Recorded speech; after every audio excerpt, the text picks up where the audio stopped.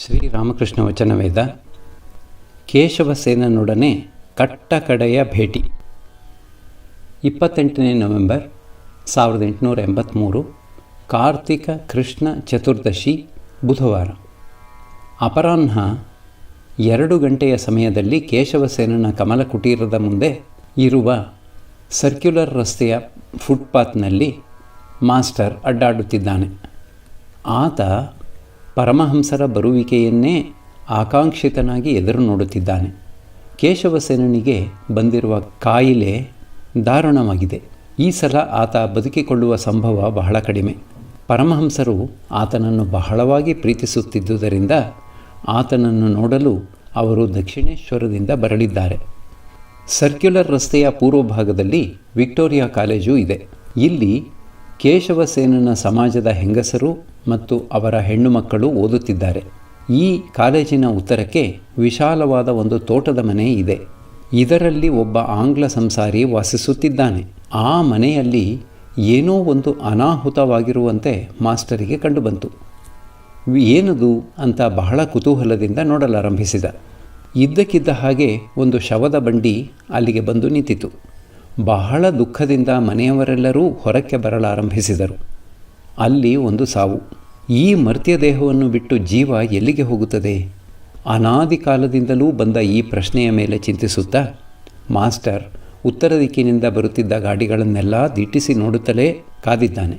5 ಗಂಟೆ ಸಮಯಕ್ಕೆ ಒಂದು ಗಾಡಿ ಬಂದು ಕಮಲ ಕುಟೀರದ ಎದುರಿಗೆ ನಿಂತಿತು. ಲಾಟು ರಾಖಾಲ ಇನ್ನೂ ಕೆಲವರನ್ನು ಜೊತೆಯಲ್ಲಿ ಕರೆದುಕೊಂಡು ಬಂದಿದ್ದ ಪರಮಹಂಸರು ಗಾಡಿಯಿಂದ ಕೆಳಕ್ಕೆ ಇಳಿದರು. ಕೇಶವಸೇನನ ಸಂಬಂಧಿಗಳು ಬಂದು ಪರಮಹಂಸರನ್ನು ಎದುರುಗೊಂಡು ಅವರನ್ನೂ ಭಕ್ತರನ್ನು ಮೇಲ್ಮಹಡಿಯ ಬೈಠಕ್ ಖಾನೆಯ ದಕ್ಷಿಣ ವರಾಂಡಕ್ಕೆ ಕರೆದುಕೊಂಡು ಹೋದರು. ಪರಮಹಂಸರು ಒಂದು ಆರಾಮ ಸೋಫಾದ ಮೇಲೆ ಕುಳಿತಿದ್ದಾರೆ. ಪರಮಹಂಸರು ಹಾಗೆಯೇ ಬಹಳ ಹೊತ್ತು ಕುಳಿತಿದ್ದು ಸಾಕಾಗಿ ಕೇಶವಸೇನನನ್ನು ನೋಡಲು ತವಕ ಪಡಲಾರಂಭಿಸಿದರು. ಕೇಶವಸೇನನ ಶಿಷ್ಯರು ಹೇಳುತ್ತಿದ್ದಾರೆ, ಅವರು ವಿಶ್ರಮಿಸಿಕೊಳ್ಳುತ್ತಿದ್ದರು, ಇನ್ನೇನು ಬರುತ್ತಾರೆ. ಪರಮಹಂಸರು ಇನ್ನೂ ಅಧಿಕವಾಗಿ ತವಕ ಪಡುತ್ತಾ ಕೇಶವಸೇನನ ಶಿಷ್ಯರಿಗೆ ಹೇಳುತ್ತಿದ್ದಾರೆ, ನೋಡಿ, ಆತನೇ ಇಲ್ಲಿಗೆ ಬರುವುದರ ಅವಶ್ಯಕತೆ ಏನಿದೆ? ನಾನೇ ಒಳಕ್ಕೆ ಹೋಗಿ ಆತನನ್ನು ಏಕೆ ನೋಡಬಾರದು? ಪ್ರಸನ್ನ ವಿನಯದಿಂದ, ಮಹಾಶಯರೇ, ಇನ್ನು ಕೆಲವು ನಿಮಿಷಗಳಲ್ಲೇ ಅವರು ಇಲ್ಲಿಗೇ ಬಂದು ಬಿಡುತ್ತಾರೆ. ಶ್ರೀರಾಮಕೃಷ್ಣರು, ಹೋಗಿ ಏನು ಬೇಕಾದರೂ ಮಾಡಿಕೊಳ್ಳಿ. ಈ ತೊಂದರೆಯನ್ನೆಲ್ಲ ತಂದೊಡ್ಡುತ್ತಿರುವವರು ನೀವೇ. ನಾನಂತೂ ಒಳಕ್ಕೆ ಹೋಗಿಬಿಡುತ್ತೇನೆ. ಪರಮಹಂಸರ ಮನಸ್ಸನ್ನು ಬೇರೆ ಕಡೆಗೆ ತಿರುಗಿಸಲು ಪ್ರಸನ್ನ ಕೇಶವನ ಸಂಬಂಧವಾಗಿ ಮಾತು ಎತ್ತಿದ. ಆತ ಹೇಳಿದ, ಕೇಶವಸೇನರು ಈಗ ಒಬ್ಬ ಹೊಸ ಮನುಷ್ಯರಾಗಿ ಬಿಟ್ಟಿದ್ದಾರೆ. ನಿಮ್ಮ ಹಾಗೆ ಅವರು ಭಗವತಿಯೊಡನೆ ಮಾತನಾಡುತ್ತಾರೆ. ಭಗವತಿ ಹೇಳುವುದನ್ನು ಕೇಳಿ ಒಮ್ಮೊಮ್ಮೆ ನಗುತ್ತಾರೆ, ಅಳುತ್ತಾರೆ. ಕೇಶವಸೇನ ಭಗವತಿಯೊಡನೆ ಮಾತನಾಡುತ್ತಾನೆ, ನಗುತ್ತಾನೆ, ಅಳುತ್ತಾನೆ ಎಂಬುದನ್ನು ಕೇಳಿದೊಡನೆಯೇ ಪರಮಹಂಸರು ಭಾವಾವಿಷ್ಟರಾಗಲಾರಂಭಿಸಿದರು. ಕಣ್ಣು ಮುಚ್ಚಿ ಕಣ್ಣು ಬಿಡುವುದರಲ್ಲೇ ಸಮಾಧಿಸ್ಥರಾಗಿ ಬಿಟ್ಟಿದ್ದಾರೆ. ಚಳಿಗಾಲವಾದ್ದರಿಂದ ಪರಮಹಂಸರು ಒಂದು ಹಸಿರು ಫ್ಲಾನಲ್ ಕೋಟು ಹಾಕಿಕೊಂಡು ಶಾಲು ಹೊದ್ದುಕೊಂಡಿದ್ದಾರೆ. ದೇಹ ನೇರವಾಗಿ ಕುಳಿತಿದೆ. ದೃಷ್ಟಿ ಸ್ಥಿರವಾಗಿದೆ. ಸಂಪೂರ್ಣವಾಗಿ ಸಮಾಧಿಯಲ್ಲಿ ಮಗ್ನರಾಗಿದ್ದಾರೆ. ಹೀಗೆ ಬಹಳ ಹೊತ್ತು ಕಳೆದು ಹೋದರೂ ಅವರು ಪ್ರಕೃತಿಸ್ಥರಾಗುವ ಚಿಹ್ನೆಗಳಾವುವೂ ಕಂಡುಬರಲಿಲ್ಲ. ಸಾಯಂಕಾಲವಾಗತೊಡಗಿತು. ಪಕ್ಕದ ಬೈಠಕ್ ಖಾನೆಗೆ ದೀಪ ಹಚ್ಚಲಾಯಿತು. ಪರಮಹಂಸರನ್ನು ಅಲ್ಲಿಗೆ ಕರೆದುಕೊಂಡು ಹೋಗಲು ವ್ಯವಸ್ಥೆ ನಡೆಯುತ್ತಿದೆ. ಅವರು ಈಗ ತಾನೇ ಕಿಂಚಿತ್ ಪ್ರಕೃತಿಸ್ಥರಾಗುತ್ತಿದ್ದಾರೆ. ಬಹಳ ಪ್ರಯಾಸದಿಂದ ಅವರನ್ನು ಅಲ್ಲಿಗೆ ಕರೆದುಕೊಂಡು ಹೋಗಲಾಯಿತು. ಕೊಠಡಿಯನ್ನು ಬಹಳ ಚೆನ್ನಾಗಿ ಸಜ್ಜುಗೊಳಿಸಿದ್ದಾರೆ. ಅಲ್ಲಿನ ಸಾಮಾನು ನೋಡಿ ಪರಮಹಂಸರು ತಮಗೆ ತಾವೇ ಒಟ್ಟುಗುಟ್ಟುತ್ತಿದ್ದಾರೆ. ಹಿಂದೆ ಇದೆಲ್ಲ ಬಹಳವಾಗಿ ಬೇಕಾಗಿದ್ದವು, ಆದರೆ ಈಗ ಇವುಗಳ ಅವಶ್ಯಕತೆ ಏನಿದೆ? ರಾಖಾಲನನ್ನು ನೋಡಿ ಹೇಳುತ್ತಿದ್ದಾರೆ, ಓ, ನೀನು ಇಲ್ಲಿ ಕುಳಿತಿದ್ದೀಯಾ? ಪರಮಹಂಸರನ್ನು ಒಂದು ಸೋಫಾದ ಮೇಲೆ ಕೂರಿಸಲಾಯಿತು. ಅದರ ಮೇಲೆ ಕುಳಿತುಕೊಂಡು ಮತ್ತೆ ಭಾವವಿಷ್ಟರಾಗುತ್ತಿದ್ದಾರೆ. ಯಾರನ್ನೋ ನೋಡುತ್ತಿರುವವರ ಹಾಗೆ ಕೇಳುತ್ತಿದ್ದಾರೆ, ಓಹೋ, ಭಗವತಿ ಬಂದು ಬಿಟ್ಟಿದ್ದಾಳೆ. ಕಾಶಿಯ ಸೀರೆ ಎಷ್ಟು ಸೊಗಸಾಗಿ ನಿನಗೆ ಒಪ್ಪುತ್ತಿದೆ. ಈಗ ನನಗೇನೂ ತೊಂದರೆ ಕೊಡಬೇಡ. ಕುಳಿತುಕೋ, ಸುಮ್ಮನೆ ಕುಳಿತುಕೋ.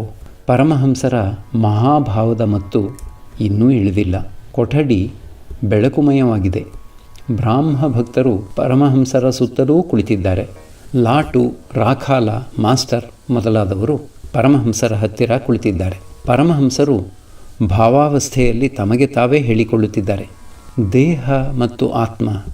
ದೇಹ ಹುಟ್ಟಿತು, ಸಾಯುತ್ತದೆ. ಆತ್ಮಕ್ಕೆ ಮೃತ್ಯುವಿಲ್ಲ. ಅದು ಹಣ್ಣಾದ ಅಡಕೆಯ ಹಾಗೆ. ಅಡಕೆ ಹಣ್ಣಾದಾಗ ಅದು ಸಿಪ್ಪೆಗೆ ಅಂಟಿಕೊಂಡಿರುವುದಿಲ್ಲ. ಆದರೆ ಅದು ಕಾಯಿಯಾಗಿರುವಾಗ ಅದನ್ನು ಸಿಪ್ಪೆಯಿಂದ ಬೇರ್ಪಡಿಸಬೇಕಾದರೆ ಬಹಳವಾಗಿ ಕಷ್ಟಪಡಬೇಕಾಗುತ್ತದೆ. ಭಗವಂತನ ಸಾಕ್ಷಾತ್ಕಾರ, ಭಗವಂತನ ದರ್ಶನ ದೊರೆತ ನಂತರ ದೇಹ ಬುದ್ಧಿ ಹೊರಟು ಹೋಗುತ್ತದೆ.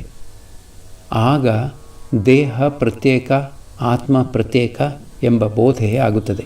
ಈ ಸಮಯಕ್ಕೆ ಸರಿಯಾಗಿ ಕೇಶವನು ಕೊಠಡಿಯನ್ನು ಪೂರ್ವದ ಬಾಗಿಲಿನಿಂದ ಪ್ರವೇಶಿಸಿದ. ಬ್ರಾಹ್ಮ ಸಮಾಜದ ಮಂದಿರದಲ್ಲಿ, ಟೌನ್ ಹಾಲಿನಲ್ಲಿ ಆತ ಉಪವಾಸ ಕೊಟ್ಟಾಗ ಆತನನ್ನು ಯಾರು ನೋಡಿದ್ದರೋ ಅವರಿಗೆ ಅಸ್ಥಿ ಚರ್ಮವಾಗಿರುವ ಈ ಮೂರ್ತಿಯನ್ನು ನೋಡಿ ಎದೆ ಒಡೆದು ಹೋದಂತಾಯಿತು. ಆತನಿಗೆ ಸರಿಯಾಗಿ ನಿಂತುಕೊಳ್ಳಲೂ ಆಗುತ್ತಿರಲಿಲ್ಲ. ಆತ ಗೋಡೆ ಹಿಡಿದು ಮುಂದುವರಿಯುತ್ತಾ ಬಹಳ ಕಷ್ಟಪಟ್ಟು ಸೋಫಾದ ಮುಂಭಾಗಕ್ಕೆ ಬಂದು ನೆಲದ ಮೇಲೆ ಕುಳಿತುಕೊಂಡ. ಅಷ್ಟರಲ್ಲಿ ಪರಮಹಂಸರೂ ಸೋಫಾದಿಂದ ಇಳಿದು ನೆಲದ ಮೇಲೆ ಕುಳಿತುಕೊಂಡರು. ಕೇಶವಸೇನನು ಪರಮಹಂಸರ ದರ್ಶನವನ್ನು ಪಡೆದ ನಂತರ ಅವರಿಗೆ ಸಾಷ್ಟಾಂಗ ಪ್ರಣಾಮ ಮಾಡುತ್ತಾ ಆ ಅವಸ್ಥೆಯಲ್ಲೇ ಬಹಳ ಹೊತ್ತು ಇದ್ದ. ಬಳಿಕ ಎದ್ದು ಕುಳಿತುಕೊಂಡ. ಪರಮಹಂಸರು ಇನ್ನೂ ಭಾವಾವಸ್ಥೆಯಲ್ಲಿಯೇ ಇದ್ದಾರೆ. ತಮ್ಮಷ್ಟಕ್ಕೆ ತಾವೇ ಏನೋ ಹೇಳಿಕೊಳ್ಳುತ್ತಿದ್ದು ಈಗ ಭಗವತಿಯೊಡನೆ ಮಾತಾಡುತ್ತಿದ್ದಾರೆ. ಕೇಶವಸೇನ ಈಗ ಉಚ್ಚಸ್ವರದಲ್ಲಿ ಹೇಳುತ್ತಿದ್ದಾನೆ, ನಾನು ಬಂದಿದ್ದೇನೆ, ನಾನು ಬಂದಿದ್ದೇನೆ.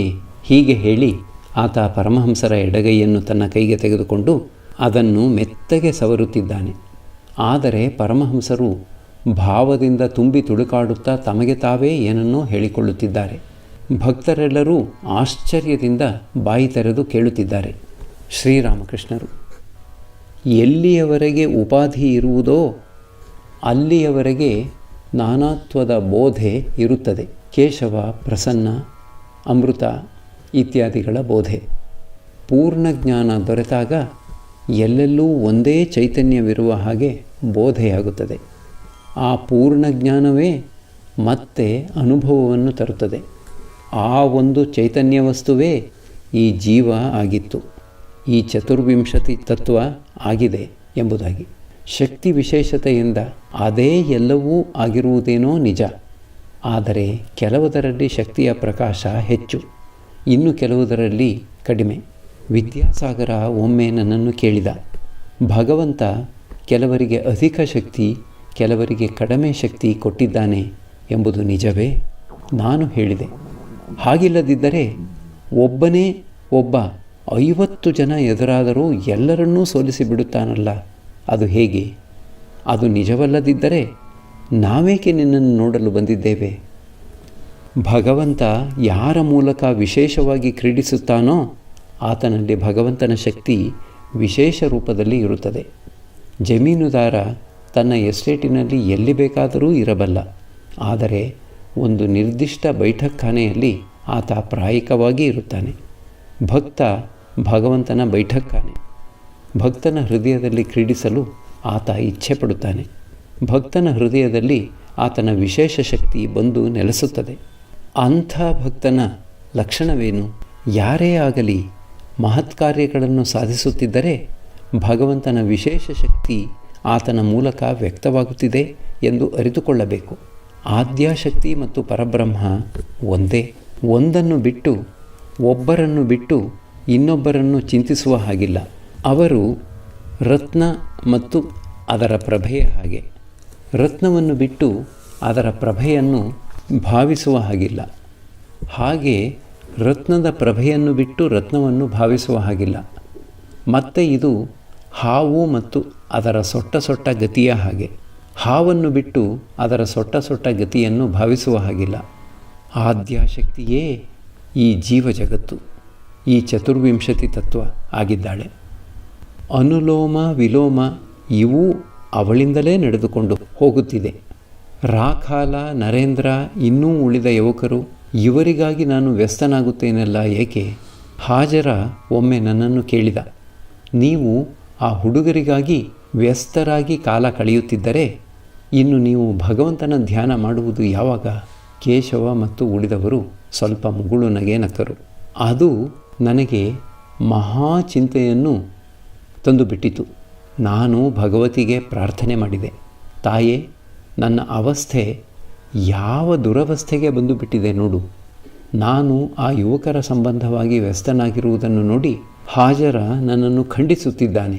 ಅನಂತರ ನಾನು ಭೋಲಾನಾಥನನ್ನು ಅದರ ಸಂಬಂಧವಾಗಿ ಕೇಳಿದೆ. ಆತ ಹೇಳಿದ, ಮಹಾಭಾರತದಲ್ಲಿ ಈ ಅವಸ್ಥೆಯ ಸಂಬಂಧವಾಗಿ ವರ್ಣನೆ ಇದೆ ಎಂದು. ಸಮಾಧಿಸ್ಥ ಪುರುಷ ಸಮಾಧಿಯಿಂದ ಇಳಿದು ಬಂದ ಮೇಲೆ ತನ್ನ ಮನಸ್ಸನ್ನು ಇನ್ನು ಬೇರೆ ಯಾವುದರ ಮೇಲೆ ತಾನೇ ಇಟ್ಟಾನು. ಅದಕ್ಕಾಗಿಯೇ ಆತ ಸಾತ್ವಿಕ ಗುಣೀ ಭಕ್ತರೊಡನೆ ಬೆರೆಯಲು ಪ್ರಯತ್ನಿಸುತ್ತಾನೆ. ಮಹಾಭಾರತದಲ್ಲಿನ ವಿಷಯವನ್ನು ಆತ ತಿಳಿಸಿದ ನಂತರ ಬದುಕಿಕೊಂಡೆನಪ್ಪ ಅಂತ ಅನಿಸಿತು. ಹಾಜರ ಅನ್ನೋದು ತಪ್ಪೇನಲ್ಲ. ಸಾಧಕನ ಅವಸ್ಥೆಯಲ್ಲಿ ನೇತಿ ಮಾರ್ಗವನ್ನು ಅನುಸರಿಸಿ ಇಡೀ ಮನಸ್ಸನ್ನು ಭಗವಂತನ ಕಡೆ ತಿರುಗಿಸಬೇಕು. ಆದರೆ ಸಿದ್ಧನ ಅವಸ್ಥೆ ಬೇರೆ. ಭಗವಂತನ ಸಾಕ್ಷಾತ್ಕಾರ ದೊರೆತ ಮೇಲೆ ಅನುಲೋಮ ಮಾಡಿದುದನ್ನೆಲ್ಲ ವಿಲೋಮ ಮಾಡಬೇಕಾಗುತ್ತದೆ. ಎಂದರೆ ತ್ಯಜಿಸುವುದನ್ನೆಲ್ಲ ಸ್ವೀಕರಿಸಬೇಕಾಗುತ್ತದೆ. ಮಜ್ಜಿಗೆಯನ್ನು ಪ್ರತ್ಯೇಕಿಸಿದರೆ ಬೆಣ್ಣೆ ದೊರೆಯುತ್ತದೆ, ಆಗ ಬೋಧೆಯಾಗುತ್ತದೆ. ಬೆಣ್ಣೆಗೂ ಮಜ್ಜಿಗೆಗೂ ಅನ್ಯೋನ್ಯ ಸಂಬಂಧವಿದೆ. ಅವೆರಡೂ ಒಂದೇ ವಸ್ತುವಿನಿಂದ ಬಂದಿದೆ. ಬೆಣ್ಣೆ ಮೂಲತಃ ಮಜ್ಜಿಗೆಯಿಂದ ಪ್ರತ್ಯೇಕವಲ್ಲ. ಹಾಗೆಯೇ ಮಜ್ಜಿಗೆಯೂ ಮೂಲತಃ ಬೆಣ್ಣೆಯಿಂದ ಪ್ರತ್ಯೇಕವಲ್ಲ ಎಂದು. ಭಗವಂತನ ಸಾಕ್ಷಾತ್ಕಾರ ದೊರೆತ ಮೇಲೆ ನಿರ್ದಿಷ್ಟ ಅನುಭವವಾಗುತ್ತದೆ, ಆತನೇ ಎಲ್ಲವೂ ಆಗಿದ್ದಾನೆ ಎಂಬುದಾಗಿ. ಕೆಲವರಲ್ಲಿ ಕಡಿಮೆಯಾಗಿ ಇನ್ನು ಕೆಲವರಲ್ಲಿ ಹೆಚ್ಚಾಗಿ ವ್ಯಕ್ತವಾಗಿದ್ದಾನೆ ಅಷ್ಟೆ. ಸಮುದ್ರದಿಂದ ನೀರು ಉಕ್ಕಿ ಬಂದರೆ ಭೂಮಿಯ ಮೇಲೆ ಒಂದು ಗಳುವಿನಂದುದ ನೀರು ನಿಲ್ಲುತ್ತದೆ. ಹೀಗಾಗುವುದಕ್ಕೆ ಮುಂಚೆ ದೋಣಿ ಸಮುದ್ರವನ್ನು ಮುಟ್ಟಬೇಕಾಗಿದ್ದರೆ ನದಿಯ ಸೊಟ್ಟ ಗತಿಯನ್ನು ಅನುಸರಿಸಿ ಸಮುದ್ರವನ್ನು ಮುಟ್ಟಬೇಕಾಗಿತ್ತು. ಆದರೆ ಸಮುದ್ರ ಉಕ್ಕಿ ಬಂದ ನಂತರ ಸಮುದ್ರಕ್ಕೆ ನೇರವಾಗಿ ದೋಣಿಯನ್ನು ನಡೆಸಿಕೊಂಡು ಹೋಗಿಬಿಡಬಹುದು. ಆಗ ಸುತ್ತಿ ಸಮುದ್ರವನ್ನು ಸೇರಬೇಕಾಗಿರುವುದಿಲ್ಲ. ಭತ್ತದ ಬೆಳೆಯನ್ನು ಕೊಯ್ದ ನಂತರ ತೆವರಿಗಳ ಮೇಲೆ ಸುತ್ತಿ ತಿರುಗಾಡಬೇಕಾಗಿರುವುದಿಲ್ಲ. ಯಾವ ದಿಕ್ಕಿಗೆ ಬೇಕಾದರೂ ನೇರವಾಗಿ ಹೊರಟು ಹೋಗಿಬಿಡಬಹುದು. ಭಗವಂತನ ಸಾಕ್ಷಾತ್ಕಾರ ದೊರೆತ ನಂತರ ಆತನನ್ನು ಪ್ರತಿಯೊಂದರಲ್ಲೂ ನೋಡಬಹುದು. ಮನುಷ್ಯರಲ್ಲಿ ಆತ ಹೆಚ್ಚಾಗಿ ವ್ಯಕ್ತವಾಗಿದ್ದಾನೆ. ಮತ್ತು ಮನುಷ್ಯರ ಮಧ್ಯೆ ಸಾತ್ವಿಕ ಭಕ್ತರಲ್ಲಿ ಎಂದರೆ ಯಾರಲ್ಲಿ ಕಾಮಕಾಂಚನ ಭೋಗೇಚ್ಛೆ ಸಂಪೂರ್ಣವಾಗಿ ಇಲ್ಲವೋ ಅವರಲ್ಲಿ ಇನ್ನೂ ಹೆಚ್ಚಾಗಿ ವ್ಯಕ್ತವಾಗಿರುತ್ತಾನೆ. ಸಮಾಧಿಸ್ಥ ವ್ಯಕ್ತಿ ಕೆಳಕ್ಕೆ ಇಳಿದು ಬಂದುದೇ ಆದರೆ ಆತ ಇನ್ನು ಬೇರೆ ಯಾವುದರ ಮೇಲೆ ತಾನೇ ತನ್ನ ಮನಸ್ಸನ್ನು ಇಟ್ಟಾನು. ಅದಕ್ಕಾಗಿಯೇ ಆತನಿಗೆ ಕಾಮಕಾಂಚನ ತ್ಯಾಗಿಗಳಾದ ಶುದ್ಧ ಸಾತ್ವಿಕ ಭಕ್ತರ ಸಂಘ ಬೇಕಾಗುತ್ತದೆ.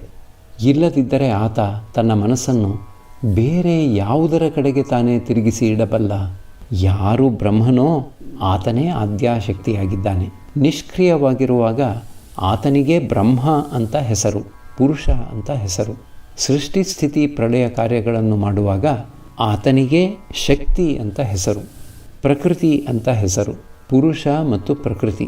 ಯಾರು ಪುರುಷನೋ ಆತನೇ ಪ್ರಕೃತಿ. ಆನಂದಮಯನೇ ಆನಂದಮಯಿ. ಯಾರಿಗೆ ಪುರುಷ ಜ್ಞಾನವಿರುವುದೋ ಅವರಿಗೆ ಪ್ರಕೃತಿ ಜ್ಞಾನವೂ ಇದ್ದೇ ಇರುತ್ತದೆ. ತಂದೆಯ ಜ್ಞಾನ ಇರುವವರಿಗೆ ತಾಯಿಯ ಜ್ಞಾನವೂ ಇದ್ದೇ ಇರುತ್ತದೆ. ಕೇಶವ ನಗುತ್ತಾನೆ. ಯಾರಿಗೆ ಕತ್ತಲೆಯ ಜ್ಞಾನವಿರುವುದೋ ಅವರಿಗೆ ಬೆಳಕಿನ ಜ್ಞಾನವೂ ಇರುತ್ತದೆ. ಸುಖದ ಜ್ಞಾನ ಇರುವವರಿಗೆ ದುಃಖದ ಜ್ಞಾನವೂ ಇರುತ್ತದೆ. ನಿನಗೆ ಇದು ಅರ್ಥವಾಗಿರಬೇಕು ಅಲ್ಲವೇ? ಕೇಶವಸೇನ: ಹೌದು, ನನಗೆ ಅರ್ಥವಾಯಿತು. ಶ್ರೀರಾಮಕೃಷ್ಣರು: ನನ್ನ ತಾಯಿ ಯಾರು? ನನ್ನ ತಾಯಿ? ಓ, ಆಕೆ ಈ ಜಗಜ್ಜನನಿ. ಈ ಜಗತ್ತನ್ನು ಸೃಷ್ಟಿಸಿರುವವಳು, ಪಾಲಿಸುತ್ತಿರುವವಳು ಅವಳೇ.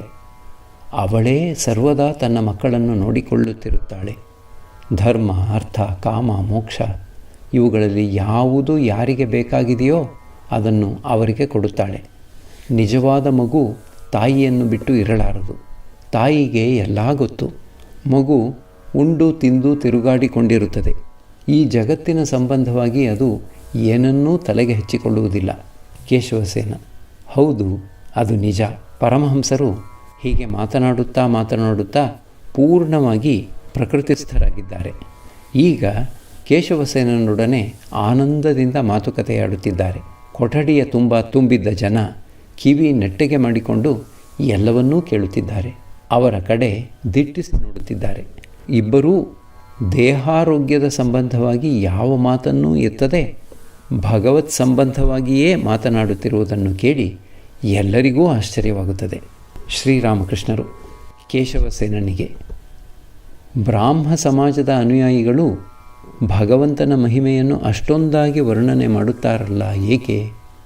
ಹೇ ಭಗವಂತ, ನೀನು ಚಂದ್ರನನ್ನು ಸೃಷ್ಟಿಸಿದ್ದೀಯೇ, ಸೂರ್ಯನನ್ನು ಸೃಷ್ಟಿಸಿದ್ದೀಯೇ, ನಕ್ಷತ್ರಗಳನ್ನು ಸೃಷ್ಟಿಸಿದ್ದೀಯೇ ಎಂಬ ಈ ವಿಧದ ವರ್ಣನೆ ಯಾವ ಪ್ರಯೋಜನಕ್ಕೆ ಬರುತ್ತದೆ? ಅನೇಕರಿಗೆ ತೋಟವನ್ನು ಕಂಡರೆ ತೃಪ್ತಿ. ಅದರ ಯಜಮಾನನನ್ನು ನೋಡಬೇಕೆಂದು ಹಂಬಲಿಸುವವರು ಅಷ್ಟು ಅಲ್ಪ.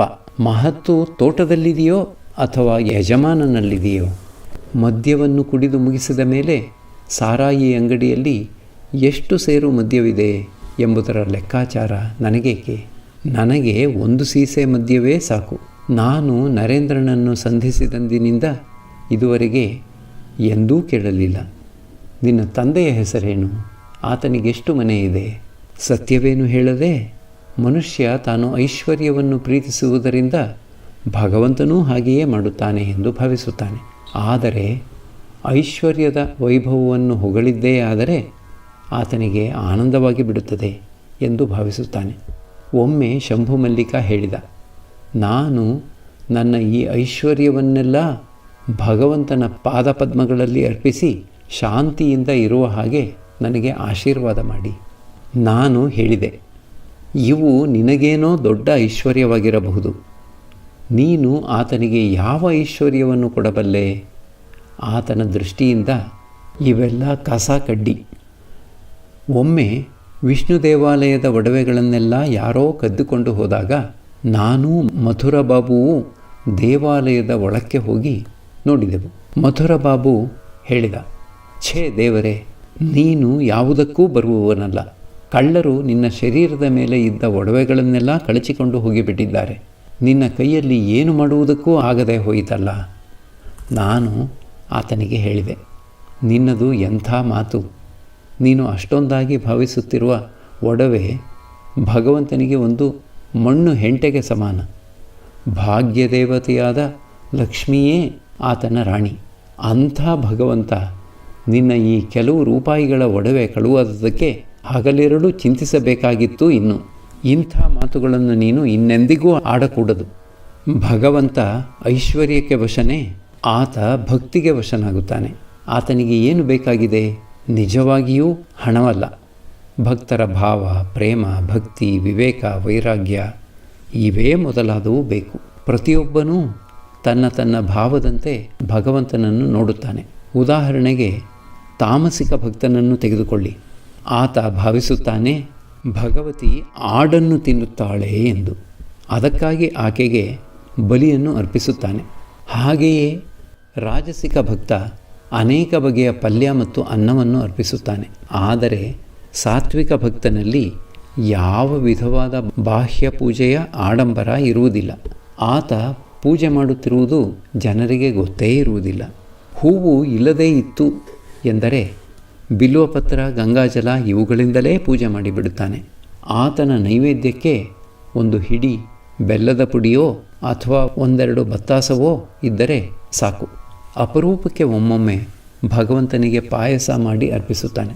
ಇವರೂ ಅಲ್ಲದೆ ತ್ರಿಗುಣಾತೀತ ಭಕ್ತರೂ ಇದ್ದಾರೆ. ಅವರದು ಬಾಲಕನ ಸ್ವಭಾವ. ಅವರ ಪೂಜೆ ಭಗವನ್ನಾಮೋಚ್ಚಾರಣೆ ಮಾಡುವುದರಲ್ಲೇ, ಕೇವಲ ಆತನ ನಾಮೋಚ್ಚಾರಣೆಯಲ್ಲೇ ಕೊನೆಗಾಣುತ್ತದೆ. ಕೇಶವಸೇನನಿಗೆ ನಗುತ್ತಾ: ನಿನ್ನ ದೇಹಾರೋಗ್ಯ ಕೆಟ್ಟಿದೆಯಲ್ಲ, ಏಕೆ? ಇದಕ್ಕೆ ಕಾರಣವಿದೆ. ಶರೀರದ ಮೂಲಕ ಅನೇಕ ಭಾವಗಳು ಪ್ರವಹಿಸಿ ಹೋಗಿವೆ. ಅದಕ್ಕಾಗಿ ಹೀಗಾಗಿ ಬಿಟ್ಟಿದೆ. ಭಾವ ಉಂಟಾದಾಗ ಏನೂ ಗೊತ್ತಾಗುವುದಿಲ್ಲ.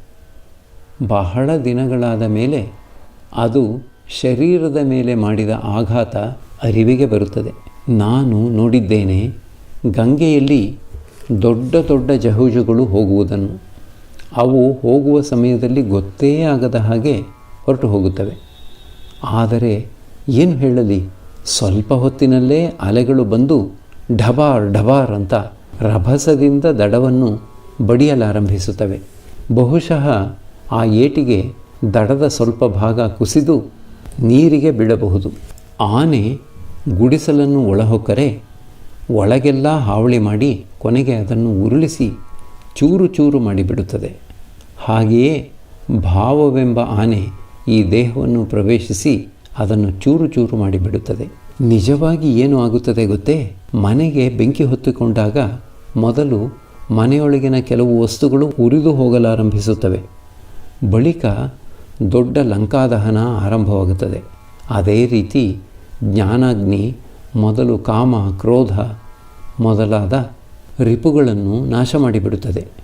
ಬಳಿಕ ಅಹಂಬುದ್ಧಿಯನ್ನು ನಾಶ ಮಾಡುತ್ತದೆ. ಅನಂತರ ಈ ದೇಹದಲ್ಲಿ ಒಂದು ದೊಡ್ಡ ತುಮುಲ ಏಳುತ್ತದೆ. ನೀನು ಭಾವಿಸಿಕೊಳ್ಳಬಹುದು ಎಲ್ಲ ಮುಗಿದು ಹೋಯಿತು ಎಂದು. ಆದರೆ ಭಗವಂತ ರೋಗದ ಸಿಲ್ಕು ಒಂದು ಕಿಂಚಿತ್ ಇರುವವರೆಗೂ ನಿನ್ನನ್ನು ಬಿಟ್ಟುಕೊಡಲಲ್ಲ. ಆಸ್ಪತ್ರೆಗೆ ಹೋಗಿ ದಾಖಲಾದರೆ ಅಲ್ಲಿಂದ ಸುಮ್ಮನೆ ಬಂದು ಬಿಡಲಾಗುವುದಿಲ್ಲ. ರೋಗದ ಕೊಸರು ಸ್ವಲ್ಪ ಇರುವವರೆಗೂ ಡಾಕ್ಟರ್ ನಿನ್ನನ್ನು ಬಿಟ್ಟುಕೊಡುವುದಿಲ್ಲ. ಆಸ್ಪತ್ರೆಗೆ ಹೋಗಿ ಏಕೆ ದಾಖಲಾದೆ ಮತ್ತೆ? ಎಲ್ಲರೂ ನಗುತ್ತಿದ್ದಾರೆ.